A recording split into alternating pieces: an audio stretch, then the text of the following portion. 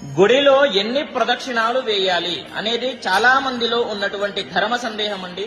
చూడండి, గుడిలో ఎన్ని ప్రదక్షిణాలు వేయాలి అనేది చెప్తాను, కానీ దానికంటే ముందు అసలు ప్రదక్షిణాలు ఎందుకు చేయాలి అనేది మీరు తప్పకుండా తెలుసుకోవాలి. ప్రదక్షిణ అనేటటువంటి 4 అక్షరాలకి అర్థం ఉంది, చెప్తాను వినండి. అనే అక్షరానికి అర్థము మీరు తెలుసో తెలియకనో చేసుకున్నటువంటి పాపాలు తొలగిపోవాలి అని అర్థము. అలాగే అనే అక్షరానికి అర్థము మీరు కోరుకుంటారు కదా కోరికలు, అవి నెరవేరాలి అని అర్థము. అలాగే అనే అక్షరానికి అర్థము వచ్చేటటువంటి జన్మ నాకు మంచి జన్మ ఇవ్వమని అర్థము.